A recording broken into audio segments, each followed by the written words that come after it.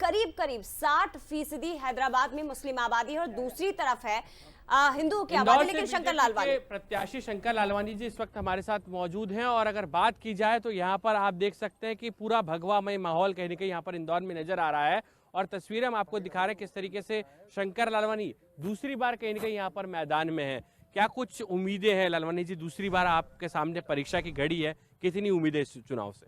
भरपूर उम्मीद है और लोगों का आशीर्वाद इंदौर के लोगों का आशीर्वाद मोदी पर बहुत है और मुझे पूरा विश्वास है कि इंदौर एक नया इतिहास बनाएगा। पिछली बार का आंकड़ा 5,47,000, क्या उसे पार कर पाएंगे? चुनौतियां बहुत सारी है, लेकिन देखिए जिस प्रकार से देश में काम चल रहा है, देश आगे बढ़ रहा है और ये चुनाव जीत हार का नहीं है, ये चुनाव आने वाली पीढ़ी को देश कैसा देके जाएंगे, इस राष्ट्र को आगे कैसे बढ़ाएंगे उसका चुनाव है और इंदौर की जनता जागरूक है, भरपूर आशीर्वाद देगी। एक और चीज है, कांग्रेस लगातार नोटा को प्रमोट कर रही है लालवानी जी, पूरी ताकत से कहीं ना कहीं यहाँ पर कांग्रेस जुटी हुई थी कि नोटा में ज्यादा से ज्यादा वोट डले।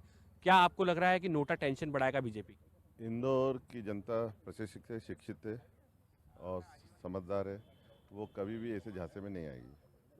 आपको नहीं लगता है कि इस बार कोई इंदौर में ज्यादा मतदान नोटा पर हो सकते हैं? बिल्कुल नहीं होगा। क्या क्या मान रहे हैं, उम्मीदें इतनी क्यों है? क्या मोदी जी का विजन है, उसी को लेकर कहीं कहीं बीजेपी कॉन्फिडेंट नजर आ रही है? बिल्कुल मोदी जी का विजन है, देश जिस प्रकार आगे बढ़ रहा है सब लोग मोदी जी के साथ हैं और उसी का परिणाम है कि यहाँ से ऐतिहासिक जीत होगी। चलिए, ऐतिहासिक जीत की उम्मीद यहाँ पर बीजेपी कर रही है और आप देखिए शंकर लालवानी जो यहाँ पर तमाम लोगों के साथ में पहुंचे हैं और ये भगवा कपड़ों में कहीं ना कहीं नजर आ रहे हैं। भगवा मय बीजेपी भी है और यही कहीं ना कहीं यहाँ पर बीजेपी की तस्वीर साफ तौर पर नजर भी आ रही है। लेकिन अब देखना होगा किस तरीके की यहाँ पर जो है वो साफ तौर पर इंदौर में परिणाम सामने आते हैं। नोटा को लेकर बीजेपी कोई टेंशन में नहीं है, बीजेपी कह रही है कि हम टेंशन में नहीं है, लेकिन क्या कुछ समीकरण होंगे ये भी देखना दिलचस्प होगा। जितेंद्र के साथ पीयूष पारेबन से न्यूज़ इंदौर।